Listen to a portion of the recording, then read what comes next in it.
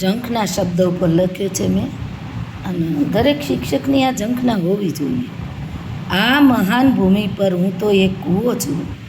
લાખો છોકરા છોકરીઓ સામે આતુરતાથી જોઉં છું કે તેઓ મારામાં રહેલ અખૂટ દિવ્યતાને ખેંચે અને જેમ કૂવામાંથી સિંચાયેલ પાણી ભરે છે તેમ ઈશ્વર કૃપાથી સર્વત્ર જ્ઞાન વરસાવે. મને આનંદ છે કે મેં જે બાળકો ભણાવ્યા છે એણે બધે મારી જેમ જ કામ કર્યું છે, અને એમાં કેટલી છોકરી તો મારા જેવી જ ટીચર બની છે. દરેડે જાઉં છું જ્યારે બી તજજ્ઞ તરીકે, તો ત્યાં દરેડ કુમાર શાળામાં મારી વિદ્યાર્થીની છે. ઇનોવેશનમાં એના બાળકોને લઈને જોવા આવીને તરત બધ ભરી ગઈ, પગે લાગી. એના બાળકોને કીધું કે મારા ટીચર છે. સાંજે જઈને જમાઈને વાત કરી કે મારા ટીચર આવ્યા છે, જમાઈ લેવા આવ્યા. એ જમાઈ કે આજે હું રાંધીને ખવડાવું. મેં કીધું ના, હું મોટી છું, બાળકોનું મારે ખાવું નથી, હું તમને બધાનું હોટલમાં લઈ જઈશ. એક દિવસ ત્યાં રહ્યા, આખી રાત અમે જાગ્યા, આનંદ કર્યો. તો આપણે કરેલું ક્યારે નકામું જતું નથી. એ ગીતાનું છે, પાછું ગીતા સાર છે કે કરેલું ફોગટ જતું નથી, નિરાશ થઈશ નહીં. ઘણાય માણસો નિરાશ થઈ જાય. 10-10 વર્ષ સુધી દુઃખ ચાલે ને તો એમ થાય કે હજુ અમારે સારું નહીં. પણ એક વસ્તુ યાદ રાખો કે દુઃખની જ્યારે પરાકાષ્ઠા આવી જાય છે, તમે થાકી જાઓ છો, ત્યારે નક્કી વિચારજો કે હવે થોડાકમાં જ આજુબાજુમાં જ સુખ છે, અને એની રાહ જોજો. દુઃખમાં હેરાન થઈને કાંઈક કરી બેસતા નહીં. તો ક્યારેક એવું થાય કે આપણે જો એમ કે આ ચોપડી વાંચતા વાંચતા મૂકી દે કે મજા નહીં, પણ તમે જો એના પછીનું જ પાનું એટલું રસમય હોય ને કે આખી ચોપડી વાંચવાનું મન થઈ જાય. તો આ જીવનની પરાકાષ્ઠા આ છે કે જીવનથી ગભરાશો નહીં. આવે ઘણી પરિસ્થિતિઓ. હું પપ્પાના ઘરે મેં કોઈ દિવસ પાણી નહીં ભરેલું.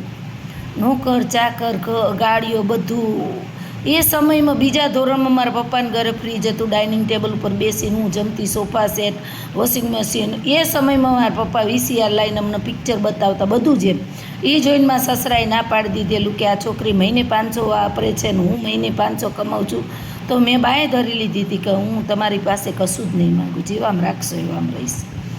તો અને હું રહી. મેં લગ્ન પછી હું ભણીને બધું કર્યું. મેં લગ્ન પછી ભણીને સીધી અહીંયા આવી લતીપુરમાં. કોઈ દિવસ પાણી નહોતું ભર્યું, પાણી ભર્યું. પગાર સાવ ઓછો. મેં 15-20 કામ કર્યા. આ રહ્યા અત્યારે એટલું સરસ છે. પણ જો લોકોની દ્રષ્ટિ કેવી છે, અત્યારે સારા પગાર થયા, સારી રીતે જીવીએ એટલે બધાને એ દેખાય. આગળનો સંઘર્ષ આપણે શું કરીએ કોઈ જોતું નથી. ગીતા સાર, કરેલું ફોગટ જતું નહીં, નિરાશ થઈશ નહીં. કર્યા વિના કાંઈ મળતું નહીં, મફતનું લઈશ નહીં. લોકોને રાતોરાત માલદાર થઈ જવું. કામ કરવાની શક્તિ તારામાં છે, કામ કરતો જા, હાક મારતો જા, મદદ તૈયાર છે, વિશ્વાસ ગુમાવીશ નહીં. વિશ્વાસ ભગવાન ઉપર ને જાત ઉપરનો વિશ્વાસ ગુમાવવાનો આવતો નથી. તારામાં એટલી શક્તિ છે. હુ ઇઝ ગોડ, GOD એનો મેં અર્થ લખેલો છે, આમાં ફોટો મૂકીશ. GENERATION, સર્જન એટલે બ્રહ્મા. O ઓર્ગેનેશન એટલે પાલન એટલે વિષ્ણુ, અને D ડિસ્ટ્રક્ટિવ સંહાર એટલે મહેશ. બ્રહ્મા વિષ્ણુ મહેશ. પછી જીવનનું ગણિત છે બહુ સરસ. સરવાળો કરો તો ભાઈ સ્નેહનો કરો, બાદબાકી કરો તો ભાઈ ભૂલની કરો, ગુણાકાર કરો તો ભાઈ સહકારનો કરો, અને ભાંગાકાર કરો તો વેરભાવનો કરો. પછી એક મારી જોડે બહુ સરસ એક આખું પાનું આમ બહુ સરસ છે. જો